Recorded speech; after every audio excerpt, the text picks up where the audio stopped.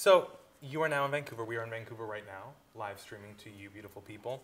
How do you like Vancouver? How often are you here? I used to come a lot. Yeah. My grandpa lived on the island, and I have dated several times people who live in Vancouver. Apparently, I just fall in love with Vancouver men. So I used to come a lot, maybe every like 4 or 6 months. So Great. yeah, I think I'm like secretly a West Coast kind of gal, but it's great. I love it. I just come here and like run and eat Mexican food and yeah, hang out with friends. Amazing. Now you are from the GTA, the Greater Toronto area, born and Downtown, raised. baby. Yeah. Beautiful, beautiful. Now, growing up in Toronto, what do we find young Ralph listening to? What is she growing up with? What are some, and we got asked a few questions online about this too, I believe. Let me see here. Who asked? I'm curious about your influences in the songs you're into. What are your favorite songs and artists right now? Okay. Well, so when I was younger, my parents are like big hippies who have really a lot of records. Yeah. So I grew up listening to a lot of the Beatles, Joni Mitchell, Rolling Stones, Prince, Etta James, like a lot of jazz, Muddy Waters, like a broad variety. I hear of that in your voice. oldies. Your voice is like super warm. I think like that just inevitably, like when you listen to, you know, when you grow up listening to a lot of the classics, it just kind of like it worms its way in there. Yeah. Carole King and Fleetwood Mac. So like a lot of that largely influences what I do. And then like, you know, I was like a child of the pop phenomenon era of like Britney Spears, Spice Girls, Hanson, Backstreet Boys. And so like I know what good pop, you know, what good pop music sounds like. And I was like, I want to do that. Mandy Moore, let's not forget when Mandy Moore was a pop artist. Ugh. Well, I think that like, because as you say, like that general pop basis, which I hear a lot in your writing, but then all of those like soulful, like real buttery, tasty influences growing up, like that seeps into your voice as well. Yeah, Like sure. growing up with that all around you, like that becomes what you think singing is. Like that is the music of you growing up, and when you develop your voice, You want that. You go to what you listen Totally. to. You go to what your singing style you always heard. Well, you know, you like listen to a good song, a song that you just love, and it like gives you that like feeling. You Close listen the to it, and touch, it just. Yeah, okay, keep going. Yeah. I remember when I was like 12 and I had just started singing. My cousin would make me sing for her. She would make me sing At Last. And we would turn off the lights because I was too nervous to like look at people's faces. And I would sing At Last. And I remember my cousin being like, you have a good voice. That sounds really good. And I listened to At Last a lot, and I would try to like emulate those, you know, those beautiful moments that Etta James just like nails. And yeah, it definitely like, it just finds a place in your head, and you know, you don't even know that you're trying to emulate it, but that you just, yeah, you are. Well, you're doing it, girl. Sound beautiful. Now, your first EP, self-titled, Ralph. Yes. Congratulations on that being out and doing Thank you. so well. Thank you. Mother of one now, given birth to Ralph the EP. I think I'm a little bit of a distracted mother, but that's okay. That's what, Focusing you know, on child number 2 right now. trying to get my like post-baby body back, you know. Same girl, Yeah. except for I didn't have a baby, but I feel you. Now that first EP, let's talk about that. My favorite song is Cold to the Touch. If I had to pick, again, like picking between my children, because I think that the EP all the way through is single after single after single. But if you had to choose, is there one that you're most connected to, or does it change? It's hard to say because I do love all the songs on there. Yeah. And I genuinely enjoy singing them all. Like still when I'm performing, like there isn't one song that I'm like, oh my God, I'm so bored of this song. I love them all, but there is something special about Lit the Fire for me. I think that when I listen to it, maybe it's because of the content is so special. It was like a very specific moment in my life that when I listen to the song, I like remember and I feel that moment. It feels very intimate. It feels very like, very candid, and like it opens up, and I feel like we're in this small room together. Yeah, there's something about that really like just grabs me. But I do love all of them. Tease is really fun to perform. Yeah. Yeah. I guess it kind of depends on what mood you're in, like how sassy you're feeling. Totally, and, like, what you're going through that day. Yeah, true. We do this new song that we've been performing called Bedroom Eyes, and me and my bass player Keegan have like a whole little routine that we do. So we jump a lot. Bedroom Eyes is a great Oh, you'll title. like it. Ooh. It's a dance song, yeah. Okay. That's the one that I wrote for my roommate. Yeah, Beautiful. It's a good one. So speaking of new music, I personally, as I'm sure everyone at home is as well, am dying to hear new music. So dramatic. I know, I'm literally dying right now. But I'm just so excited as a fan. And I know I have the inside scoop that you are making new music right now. So can you tell us, so for me, where, we all know where it left off with the Ralph EP. Where has it picked up where it left off? What are some new influences? How has it changed? How is it the same? What can we expect? Okay, well, I guess I've been writing for like a while now. Yeah. I went to Europe. I wrote with some really wicked producers there. I've been writing with producers in LA and Toronto.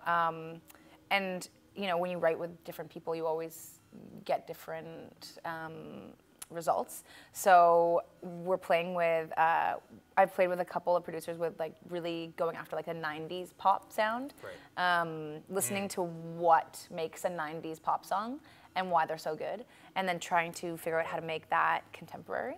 And sounding, you know, not sounding too 90s or like too familiar. So we've been playing with that. I really want to kind of do some more soul and maybe a little more R&B kind of elements in the music. So I'm working with a producer in Toronto called Lance who does Jazz Cartier stuff. Beautiful. So he has a good handle on that kind of area and wants to do that with pop. Yeah. So we've been kind of experimenting, kind of working off each other.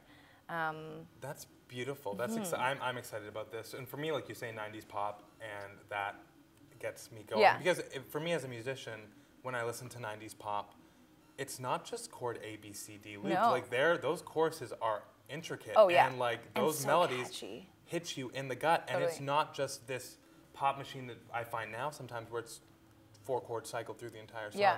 They're intricate and they are really quite masterful. And like lyrically too, like, you know, there's some really good songs out there that have like really wicked lyrical content and like excellent hooks. And I mean, that's like my goal is always to write like really good lyrical content with catchy, you know, melodies and hooks and choruses. Totally. So it's a challenge always. And sometimes you write a song and you listen to it and you're like, you know, I don't know if I love that yet. You can tweak it and maybe you'll learn to love it. Or sometimes you'll write a song and be like, I'm really feeling this, which is the best feeling. Those moments when you spend 4 days on a song and you end up, you're like, oh, that's not what I'm feeling. Yeah, and then for you spend 2 hours in the studio and it feels right. And you're like, that's it, totally. Done, that's the one. And you know that you really like it when you find yourself listening to it all the time. Like I'll like go for runs and listen to a song of mine and I'm like, it's embarrassing. Like if I bumped into someone and I like pulled my headphones out and like, they're like, what are you listening to? I'm like, oh, just me on a loop. Like it would be embarrassing, but. Yeah, I have to coax you to get these demos for my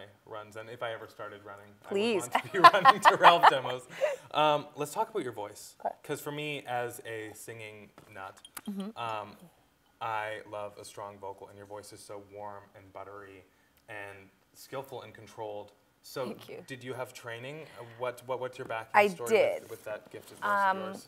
Well, I did a musical when I was in grade 8. I was the cast as the star, and all of a sudden I was like, oh, do I like singing?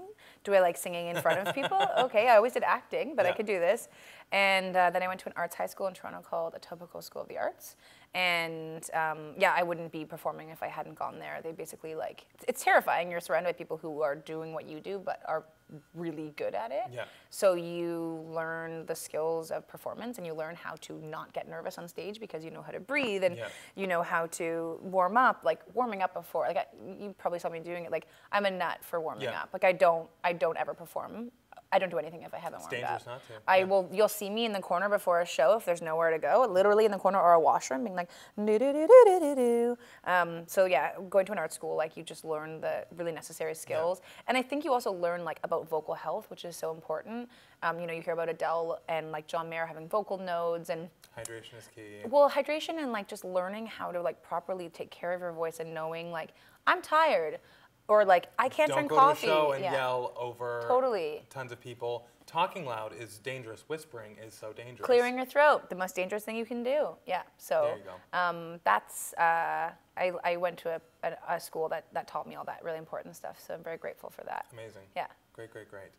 Now, sorry to pivot here, but you have been obviously clearly become somewhat of like a fashion icon, or your listeners know for sure that you have a strong look, and like lots of your listeners have latched onto you and become fans, and they know that Ralph serves looks, for lack of better terms. I love a look. I do. I love a look. I love a look, and I love when people come to my shows in a look. That's my favorite. Like when I say on Instagram, I'm like, bring a look. Like I mean it, you know, because I will point you out. She's watching. I will point you out in the audience if you've got a good look. Yesterday at Rifflandia, there was this little girl on her dad's shoulders, and she was wearing this like onesie unicorn thing. And I literally, like, at the end of a song, I was like, "Hey, girl, what is this? Is this a showdown? Like, are we competing here for?" I mean, she won. She looks really cute. But yeah, I've just always, like, as a kid, we had a big dress up, not even a box, like a closet in my basement.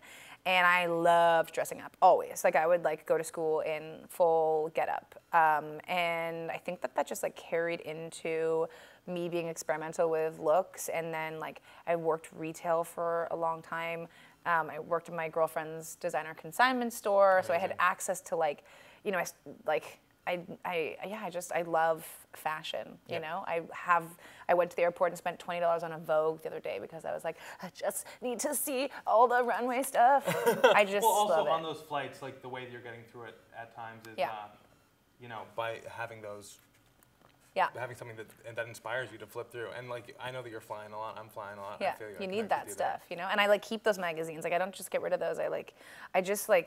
I'm always curious to see how fashion is evolving, and I mean, you know, trends are super interesting to me. Like I'm not a trend-driven person. I like taking risks with my outfits. I love thrifting. I love Value Village. You can find amazing stuff, and it's all one of a kind, so you never have that same Zara jumpsuit that someone else has, you know? For me, that's big. Like, Zara's got some good stuff, don't get me wrong, but I never want to wear something that just feels a bit too kind of... Or that you've seen someone on the street, something that's totally, it's like the Zara shirt. Yeah. It's cute, but like I don't want to have that define me. It's that or it's a blouse. For sure. I'd rather go to Value Village and find that, I found a blazer. Vancouver has the best thrift. And I went shopping with my band when we got here, and I went to the store on Main Street, and I found this blazer that I wore yesterday at Rifflandia. It is a vintage Escada silk blazer with all of these sequins on the front, and on the back in sequins, it has written in cursive, "Hello, Angel." And it is, literally when I saw it, I was like, ah! I know, it's just the most beautiful thing I've ever found. So we do have good thrift here. We do have good thrift here. That's a find. Anyways, things like that make me, they make me happy. So yeah, style and aesthetic is super important to me. Yes. Well, it's working. It's working. Now you have hundreds of thousands of listeners on Spotify, Apple Music. That's a lot of pressure. Well, they're listening regardless. So pressure or not, they're out there listening. Hate to say it, but it's